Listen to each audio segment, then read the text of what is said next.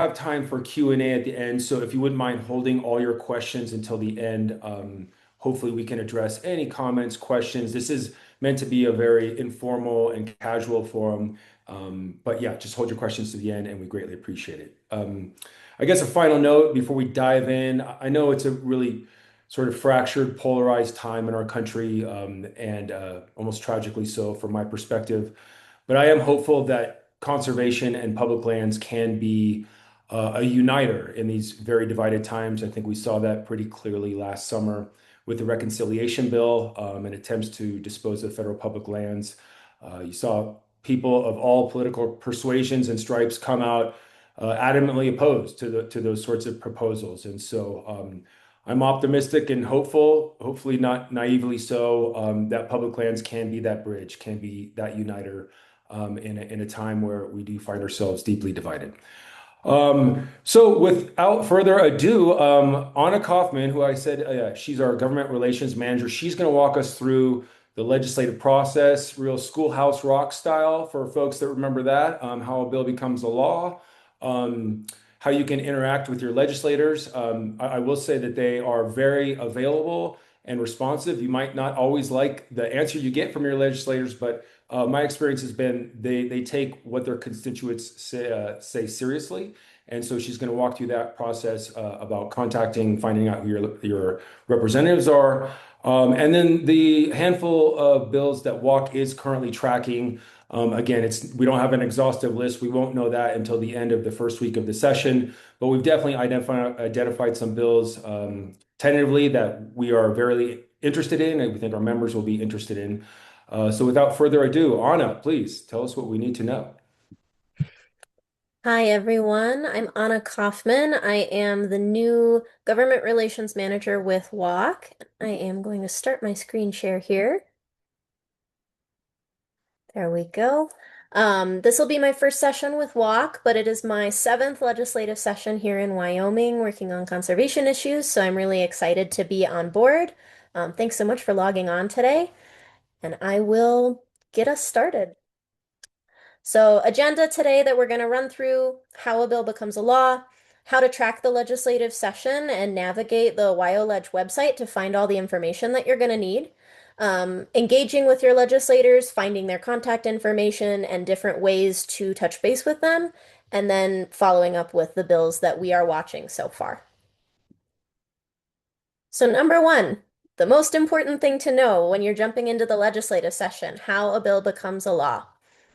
Um, because this is a budget session, bills actually need to be voted on to be introduced. So in the first chamber, they will need a two-thirds majority vote. So House bills have to have a two-thirds majority vote in the House. Senate files will have a two-thirds majority vote in the Senate in order to be introduced. That means it's a pretty high hurdle for bills to get passed just to even get discussed during a budget session. Whereas during a general session, they don't have an introductory vote. They just get referred straight to their committee if leadership decides to introduce that bill. So once they are introduced, they get referred to a committee that sort of covers that interest area. So there's the Agriculture, State Lands and Water Committee that covers a lot of the bills that we're looking at, as well as the Travel, Recreation, Wildlife, and Cultural Resources Committee. Those are two of the biggest ones we watch. We'll also be watching usually the Minerals Committee, the Corporations Committee. They cover some of our more mining industry, energy development issues that WAC watches. So once they get into that committee, that is your first touch point for public engagement. So committees take public testimony. So every committee meets 2 to 3 times a week, usually either from 8 to 10 a.m. or from noon to 2 during the noon recess, on Monday, Wednesday, Friday, or Tuesday and Thursday. You can either Zoom into those meetings, you can watch them on YouTube, or you can attend them in person, and you're able to testify either in person or on Zoom. So typically, the bill will get introduced in the committee. They'll talk about it a little bit in the committee. They will allow agencies, relevant agencies, to comment, and then they'll open it up for public comment. And you can go up to the table, introduce yourself, the organization you represent, or just say, I'm representing myself as an individual. I'm speaking as a constituent of House District 45, which is my House district, and tell them what you think. The committee then votes on the bill. They could amend it, so they could change it if they wanted to, and then they will send it up to the floor of the first chamber, and it has to go through three readings, which is three different votes, generally 3 consecutive days. So there is first reading, second reading, and third reading. It has to pass all three of those. Folks can propose amendments at any time. And there is no public comment during the floor readings. That is more for legislator debate. But that is your point where if you're interested in a bill, you want to reach out to your individual legislator and tell them how you want them to vote on that individual bill. So if a bill passes all three of those, it crosses over to the second chamber. And in the second chamber, I believe it needs a majority vote to be introduced, not a 2/3 vote in the second chamber during a budget session, but it does still need an introduction vote. It will generally be referred to the same committee it was referred to in the first chamber. So if it went to House Travel, Recreation, and Wildlife, which we call TRW, it'll usually go to Senate TRW. And then you have that extra point of contact for public comment. So you can testify again if things didn't go the way you wanted in the first committee, or if you just want to support it again in the second committee, you can reach out again. If it passes, it goes back. It has to do 3 more floor readings in the second chamber. And then if there have been significant changes made in the second chamber, it goes to what is called a conference committee. And that is a committee that's made up of both House and Senate members. And their job is to find a compromise on the changes that were made. So if the second chamber has altered a bill in such a way that the first chamber says, hey, that's not the bill we passed, we want a chance to weigh in on that again, conference committee convenes and they try to figure out a draft of the bill that both chambers can agree on. Once they do that, they send it to the governor's office. And there are 3 things that the governor can do when he receives a bill. He could sign it, which is to say, I approve of this idea. This bill is passing into law. Here's my stamp of approval. He could choose not to sign it. If that is the case, the bill still passes into law. That's the governor's way of saying, I don't think this is a great idea, or I don't want to put my name on it, but either I recognize that, like, my constituents want it, or folks in the state want it, or that he knows that they have enough votes to override a veto, and there's no reason for him to veto it in that case. Or the governor could veto a bill, in which case it has to go back to both the House and Senate, and they need a 2/3 majority vote of each chamber in order to override a governor's veto and pass it into law anyway. So now we're going to jump into tracking the legislative session. This is the homepage for the WyoLeg website, and we are going to head over there. This is where all the information lives that you will need to know to follow the entire session. So we have here, the budget session begins February 9th. And this bar at the bottom is really where all your navigation is going to be. So we'll just work our way across there. The first one in the calendars section, if you want to know when those committee meetings are, you're going to hit legislative meetings and it will take you to this page.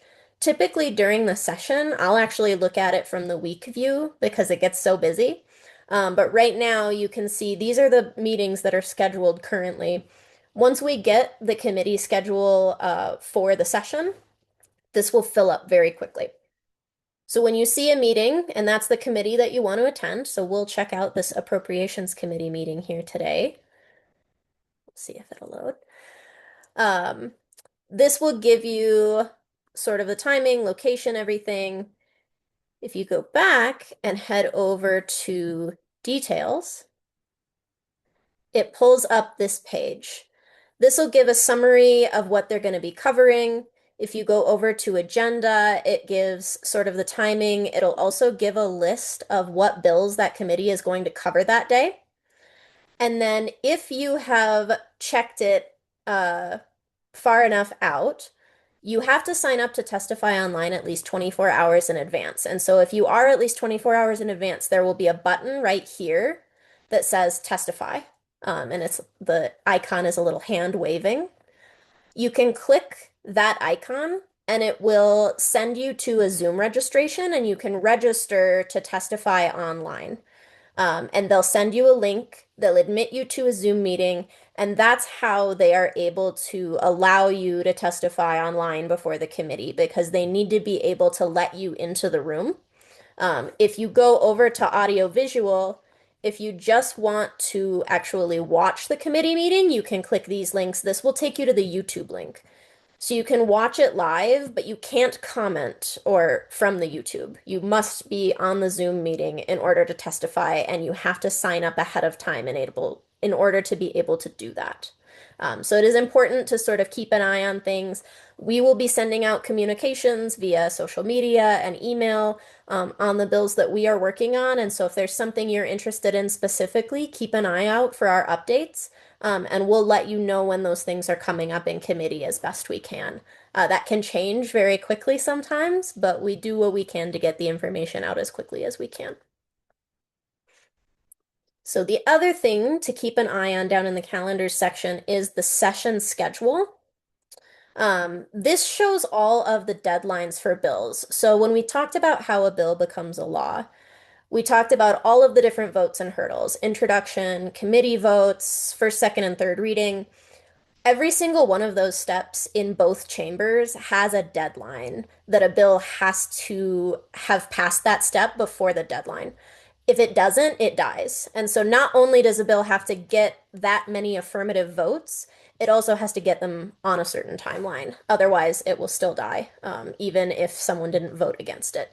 So this shows where all of those deadlines are. We'll be keeping an eye on those, and we try to keep bills that we are excited about moving through the process because it really is House and Senate leadership and chairs of committees that decide what order bills are heard in. And so they have a lot of power to decide whether or not bills are going to meet the deadlines that they need to meet in order to continue through the process. Heading over to committees, if you hit our joint and standing committees here, this tells you all of the different committees that will be hearing bills throughout the session, and you can get all the details about those committees here. So if you click on, say, TRW, they don't have any scheduled meetings right now, but you can go over to members and you can see who's on those committees. So if a bill you care about is going to be in that committee, you know who to reach out to and talk to ahead of time if you're not going to have time to testify. If you want to send the whole committee an email, that's something that you can do if you want to try and figure out who on that committee is going to vote for it, who's going to present it, that kind of thing. So heading over to the legislation tab, session information is going to be where your big long list of bills is. So right now, I think we have over 150 bills logged.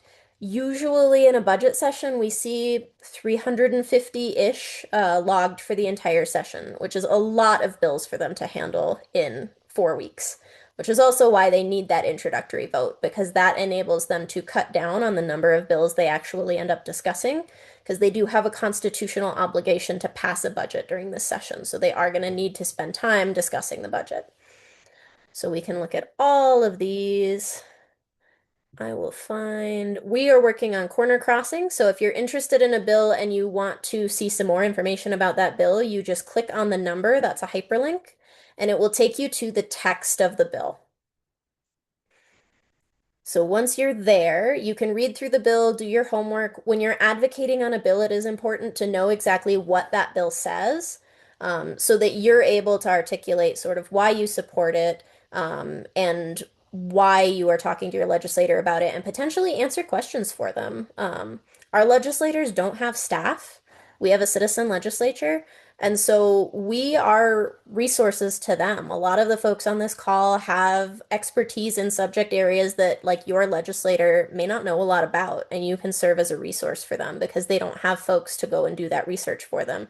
And 350 bills is a lot of bills to research in 4 weeks.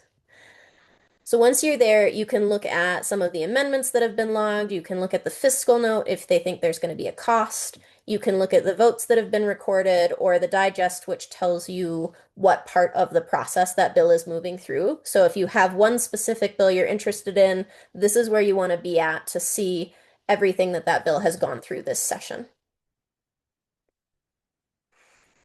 And lastly, when it comes to reaching out to your legislator, you want to be able to find who that is. So if you don't know who your legislator is, you can come down here to Find My Legislator in the corner, and that will take you to a map of House districts, Senate districts. You can zoom in on where you live, or you can type in your address here, and it will actually find your location and tell you who your legislator is. So you can scroll here, and it will populate all of the different legislators around the state, and you can do the same for your Senate districts. And then you know who you want to reach out to.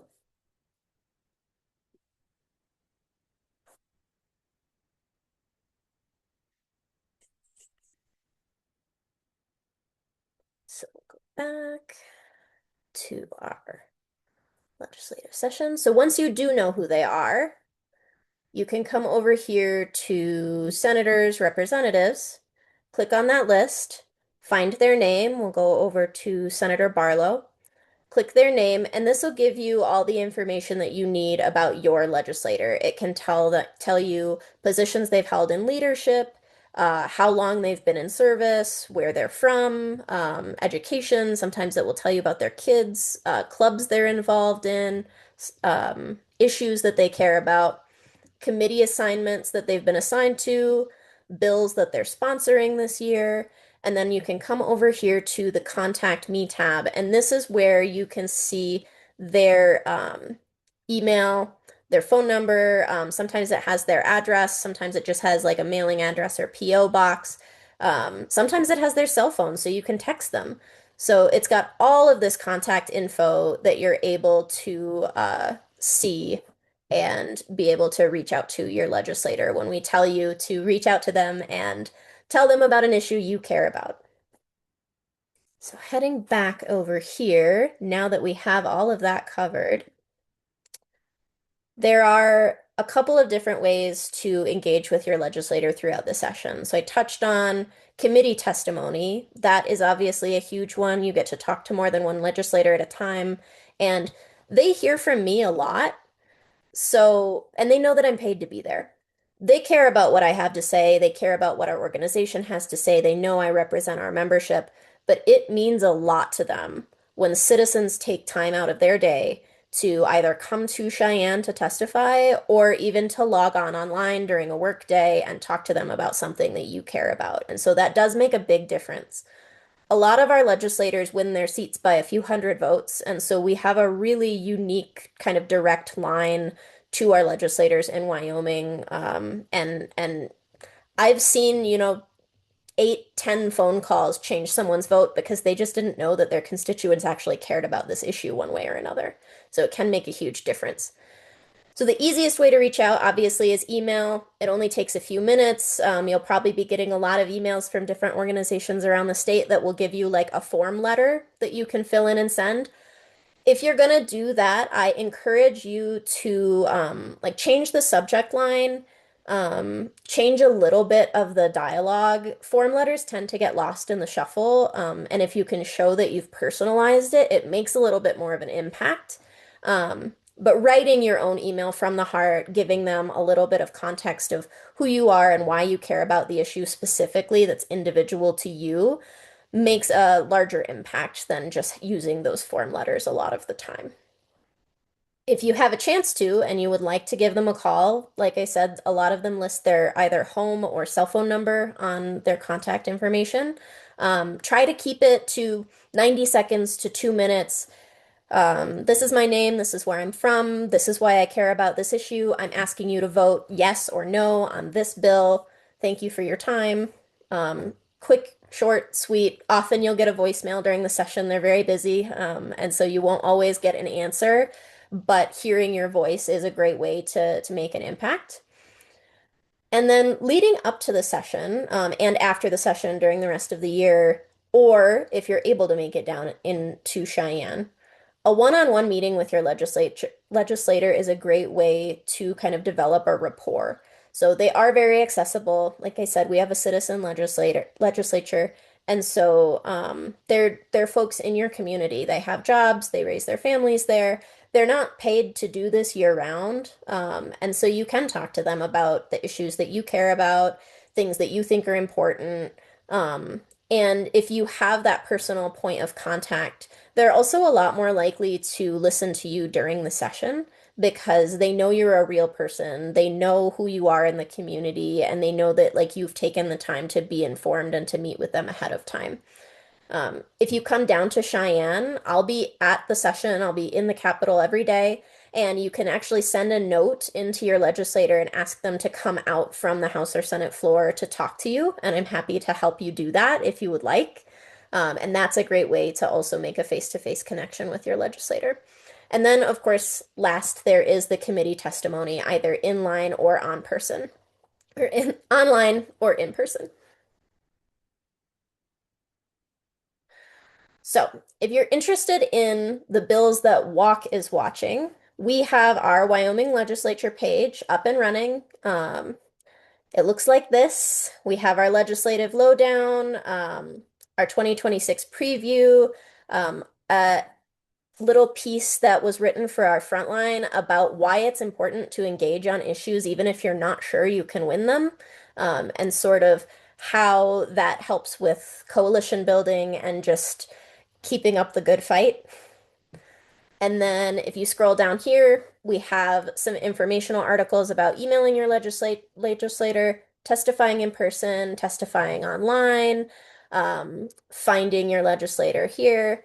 And then we have our bill tracker. So these are the bills that we're watching right now. This will be changed, updated, narrowed, widened as the session goes on. And that will sort of give you an idea of the bills that we're concerned about.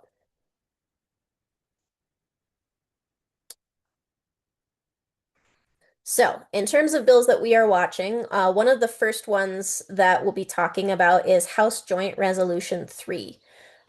This is an interesting one. It is a joint resolution for a constitutional amendment in the state of Wyoming, and that constitutional amendment would require an affirmative vote of the citizens of Wyoming in order to store nuclear waste in the state.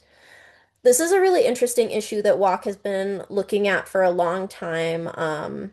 Consent-based siting is huge in the nuclear space. Obviously, we have a new nuclear power plant going in Kemmerer right now.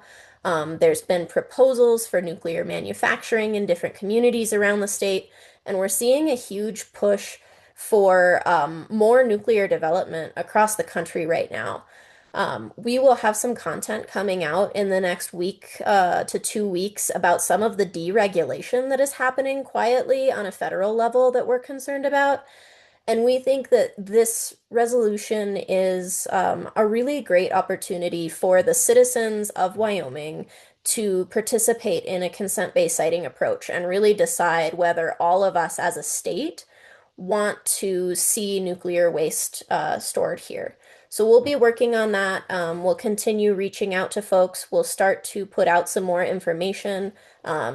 I know my colleague John has been working on this issue for a long time, and so he is going to be a great point of contact. If anyone is curious about this issue, wants to talk more about it, please feel free to reach out to me or to him.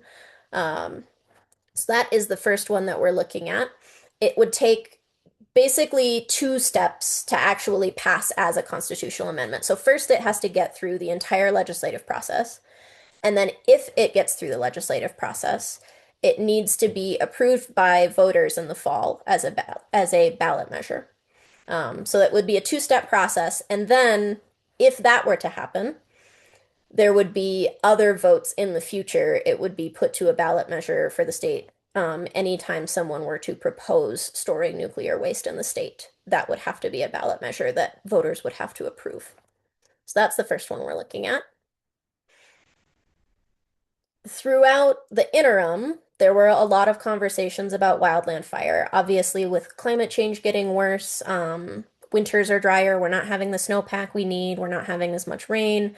Wildfire is becoming more and more of an issue. And with kind of cuts at the federal level, there are concerns about like where our capacity is going to be for firefighting as a state. So this bill, along with a handful of others and some line items in the budget, all are aimed at increasing firefighting capacity in Wyoming. This one specifically authorizes an entire new firefighting unit that would be under the state forester, two permanent full-time employees, and then 10 temporary full-time of different periods of time throughout the year. And they would be intended to be permanent additions. This isn't something that would necessarily need to be reauthorized. It would go into OSLI's budget as part of state forestry. So we're going to be supporting this. These positions wouldn't only be working on like fire suppression specifically during active fires. They would also be doing habitat work. They'd be doing fuels mitigation, all of which, of course, is really important for having wildlife habitat and human safety throughout the state. The game and fish property tax exemption. This is a bill that we saw last year that did not end up going through. And it would exempt game and fish department headquarters, buildings, regional offices, and warden stations from paying property tax. That's in line with what all other state agencies already have. So game and fish right now is paying property tax on their headquarters buildings, and other state agencies don't do that. Um, so other properties held by the commission would still pay property taxes at their assessed agricultural value. And ultimately, it would end up saving the department approximately $500,000 a year. And the department has been doing a lot of work to figure out how to make cuts where they can and still do the good work that they do. And they really need to figure out how to have a little bit more of a budget. So this is something that we're supporting just to help their bottom line. Senate File 40, this is the designation of community valued lands and state lands. This one is an interesting one. It would allow the Environmental Quality Council to designate specific state parcels as having a significant community value. Once they were designated, that designation becomes part of what the Board of Land Commissioners considers when they have proposals to change the use of a parcel.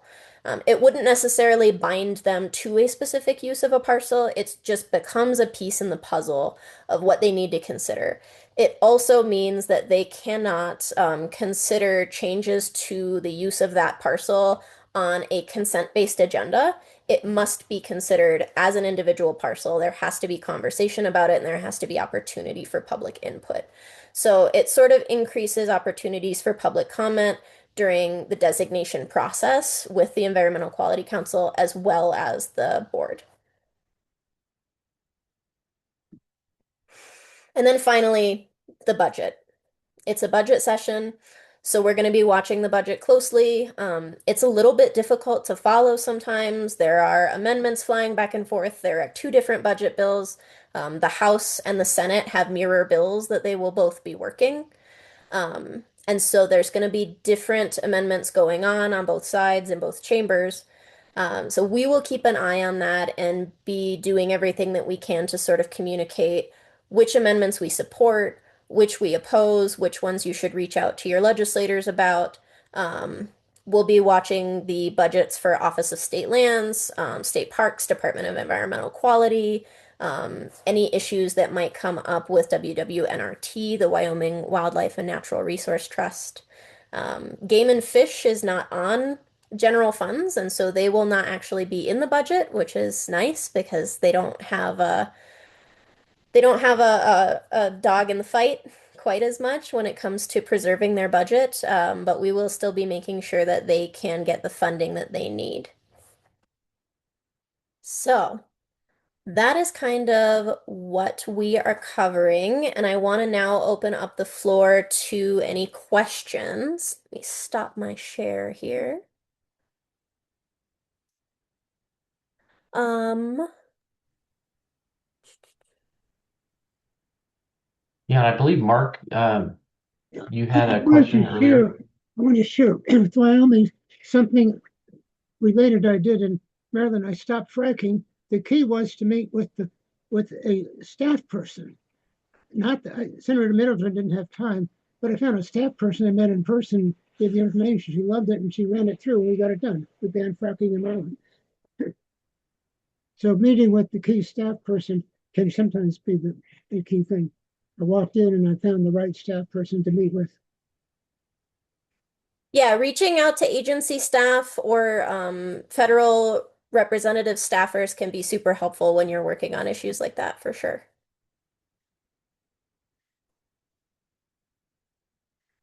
Blue, do you want to kind of facilitate for me?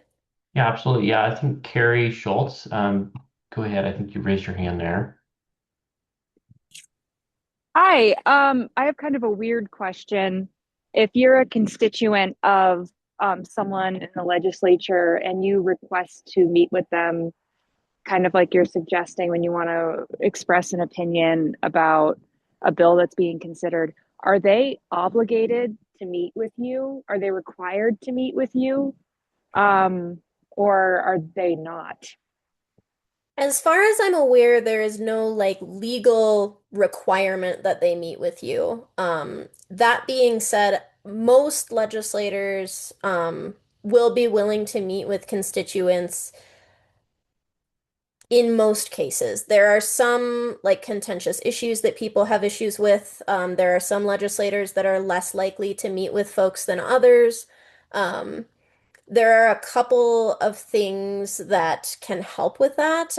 I've always found just remembering that even if you disagree strongly on a specific issue, trying to remain respectful and having like a constructive conversation can be helpful because even if you disagree strongly on this issue, you may need them in your corner on another in the future that you do agree on, or that they don't have a strong opinion on. And so, sort of keeping that door open, and not burning bridges is important. And if they're refusing to meet with you, if you're not able to get a hold of your legislator, vote them out. Our legislators often win their seats by not a lot of votes, and the primaries in Wyoming are really important.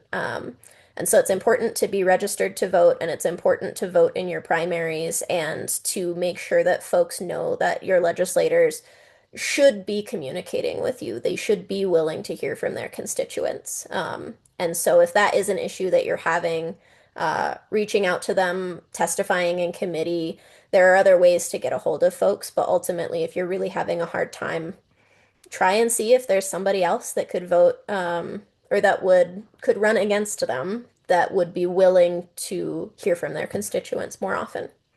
And that is as much as I will talk on that because I can't have my electioneering hat on. Perfect. Thank you, Carrie, for the question and Anna for your answer there. I'm going to pull in just a couple from the chat that we have here. Mhm. Megan Riley says, thank you for this overview. When reaching out to our lawmakers, is there a thumb on whether it's more impactful to contact them earlier or later as legislation makes? I would reach out as early as you know about the legislation so that they know it's something their constituents care about. Touch base with them, send them an email, let them know, hey, this bill came out and this is how I feel about it. And then if it's something you're really worried about, reach out again once you know when there's going to be a vote. So if there's a bill you're concerned about right now, send your legislator an email and say, I'm watching this bill. This is how I feel about it. I would like you to vote in this way, and then reach out to them again when it's up for introduction. Reach out to them again when it's on the floor. You can talk to them as often as you would like to. One of my colleagues, Bigwind, likes to say, be a resource, not a nuisance. And so, again, keep it respectful, provide resources for why you feel the way that you feel, but you are welcome to touch base with them multiple times. And I would say hearing from multiple people more than once is going to make it clear that this is an issue that their constituents care about. Awesome. Thank you, Anna. Yeah, we have another one kind of in a similar grain here from Doug Miller. And it looks like Matt has an answer and he posted in the chat there. But does Wyoming have an open meeting law? And if so, how does that affect citizen interaction with the legislature? I don't know if Matt or Anna, you want to take that over? Oh, Yeah, I'll take a stab at it. We do. We have the Wyoming Open Meetings Act. And so there are some carve-out exemptions, but I would say generally speaking, all testimony, all floor debates, all votes are absolutely public meetings and open and accessible by the public. Now, there are some, like I said, some carve-out exemptions, I believe, for like leadership in the legislature. And, bear in mind, you need a quorum for a meeting. To be considered a public meeting by the statutory definition. And so, yes, that PDF that I dropped in the chat that was prepared by the Wyoming Legislative Services Office. So it has all the citations for the relevant provisions of the Open Meetings Act.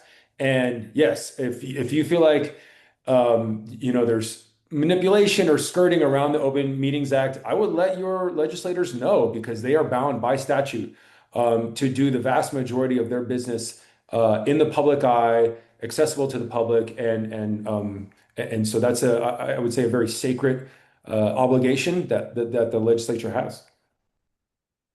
And I'll add to that, my first session was in 2020, and we did not used to have a lot of like online streaming or ability to testify online. And so, in order to participate, in order to see what was going on, you had to be there in person, and votes were recorded if they were like individual votes.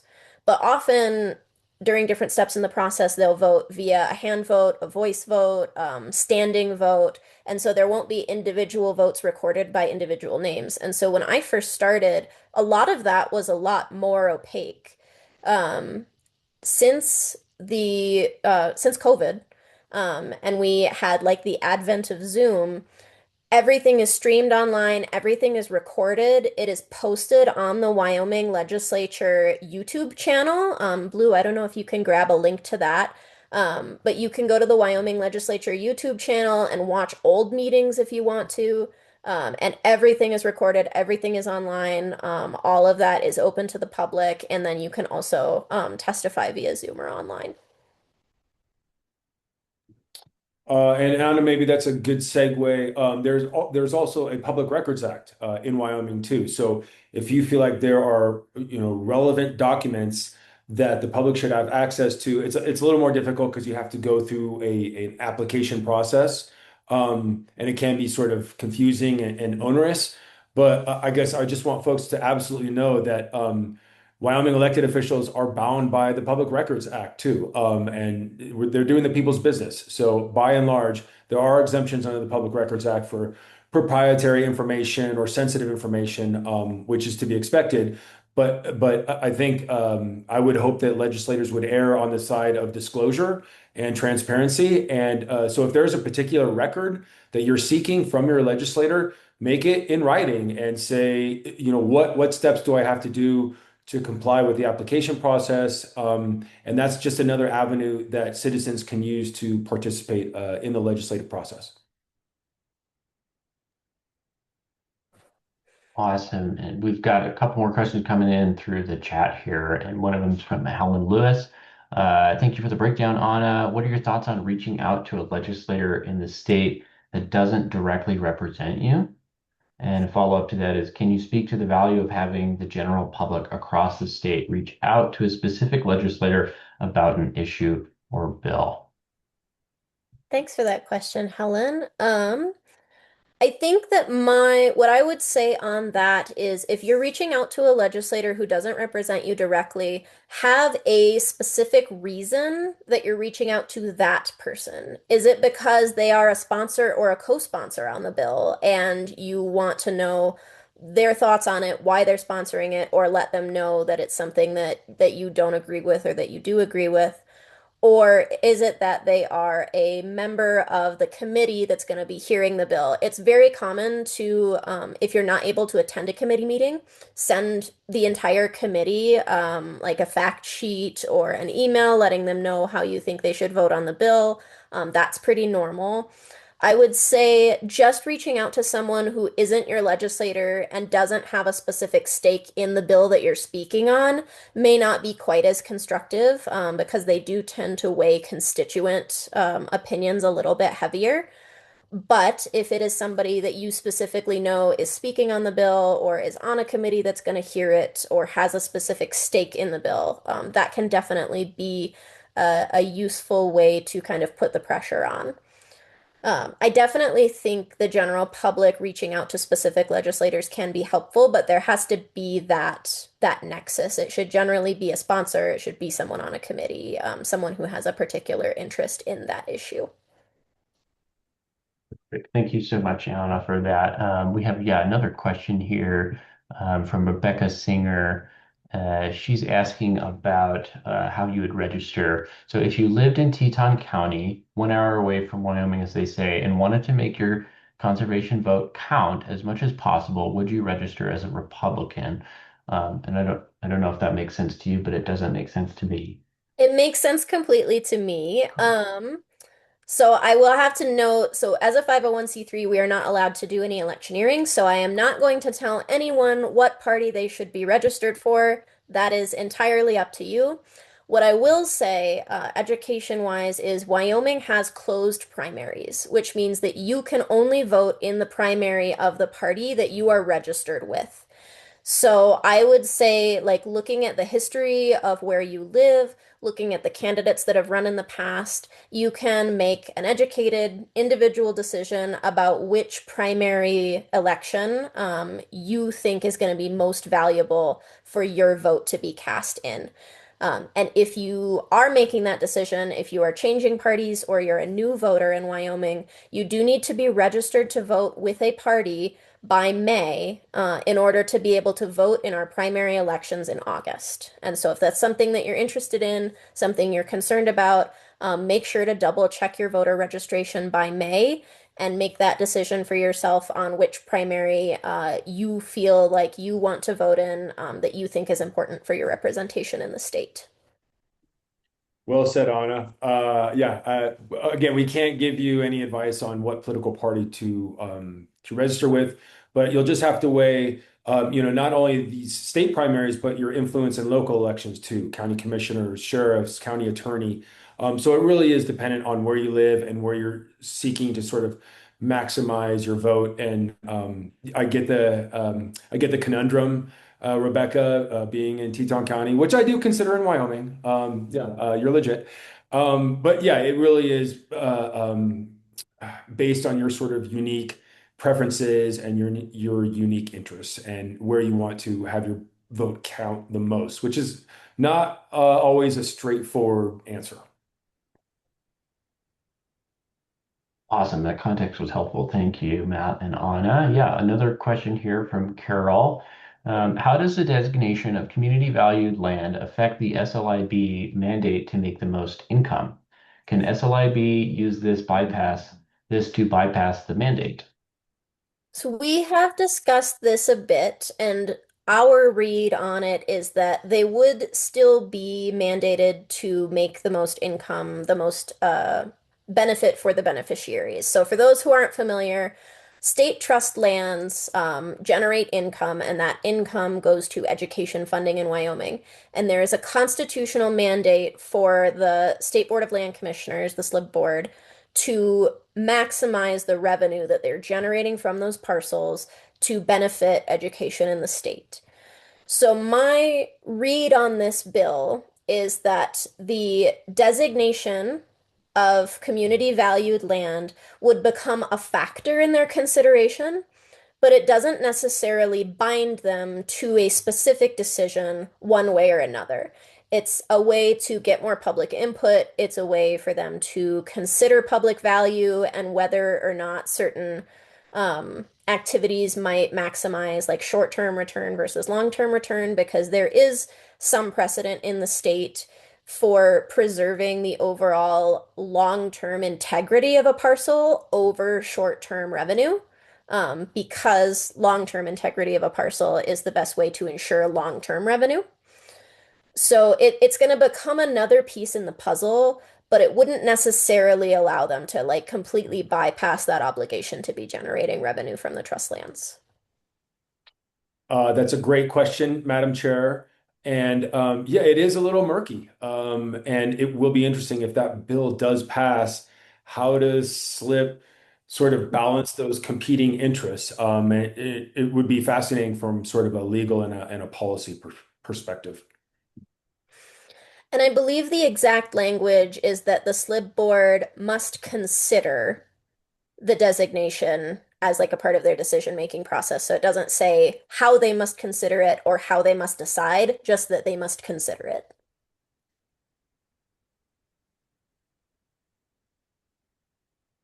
Thank you for dropping the deadline into the chat, Megan. That is great information for everybody to have.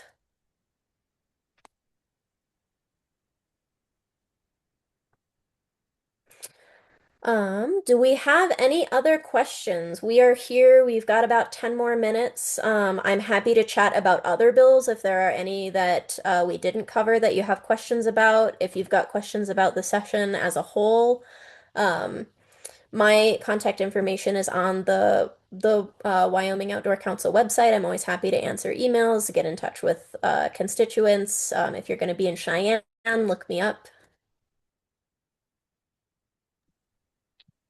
And same goes for me. I will be joining Anna for the majority of the session in Cheyenne. All my contact information is on the website as well. And please reach out to us. We're really nothing without walk members and other folks who care about conservation and public lands in the state. And so thank you so much for your passion and your interest and your diligence. And yeah, we're here to help folks navigate the legislative process, advocate for bills that we support, tweak or modify or outright kill bills that we oppose. And so please, our doors are always open. I want to make that just abundantly clear that we want to be a resource for everyone that's interested in these topics. And so, yeah, thank you so much for joining. I guess I'll do one more final call for any questions or comments. But please know this is not the end of the line. Yeah, we're just getting started, and the legislature kicks off on Monday, and it will be a long slog. So, yeah, just last call for any questions, comments, concerns, anything. Yeah, I think Mark just has raised their hand. Go ahead, Mark. I wanted to say that there have been instances where rather than lobbying, they just provided technical information for the legislative committee to consider when making their decision, not not for or against the bill, but technical information that would be useful. And that turned out to be very important. Yeah, that is a really important role. And yeah, here in Wyoming, our agencies are not supposed to lobby for or against bills. They're only supposed to offer information on how the bill would impact the agency and the potential results of the bill. I think we had one more. Doug Miller, do you have to register to attend a legislative meeting? You do not. So if you only want to attend either in person or watch online, you do not have to register. If you're in person, there will be a sign-in sheet just so that they know who was in attendance and potentially could reach out to people if folks had questions or something like that. And then if you just want to watch online, you can go to that audio and video tab on WyoLedge and just click the link for that meeting, and it'll take you to the YouTube, or you can just search it on YouTube and you can watch on YouTube as much as you want. You don't have to be registered for that. You only have to register specifically if you're going to be testifying online. There Is are a it couple better? of questions, yeah, Anna, that Willow and Carol have both asked. Folks may be wondering if it's better to call or email their lawmakers. So this can depend on what exactly you're trying to get across. If you just want to get a hold of them really quickly, there's a vote today or there's a vote tomorrow, I would give them a call, leave a voicemail, send them a text if they have their cell phone number listed. That's a great spot for a phone call. If you want to give them more technical information, if you want to send them a fact sheet, if you want to send them a study that supports your point, something like that, there's a place for an email there. And I would say if you do call, potentially also send a follow-up email because it's easy for like the voicemails and everything to get lost in the shuffle. I think the more personal of a point of contact you can have, the better, usually. So someone hearing your voice is going to be better. Um, But as many points of contact so that you're more likely to get through can also be helpful, because they will get sometimes hundreds of emails in a day. Um, Probably not as many phone calls, but still enough that they're not able to answer every single one. And so, yeah, if you're hoping to get something across very quickly, I would say a phone call. But I would almost always send an email about something that I'm interested in just so that I know that that record is in their inbox. And best practices for sending an email, I always put what I want them to do in the subject line of the email. So last year we had House Bill 16 that WAC was working on. Wanted them to vote no on House Bill 16, I believe. And I'll just put that in my subject line. That's the subject of my email. Vote no on House Bill 16. That way, even if they don't have a chance to read the email super in depth, they can sort of take a temperature on what they are getting emailed about just by scrolling through their inbox. Cool. Thanks for that, Anna. Yeah, last call. Last call for any questions, comments?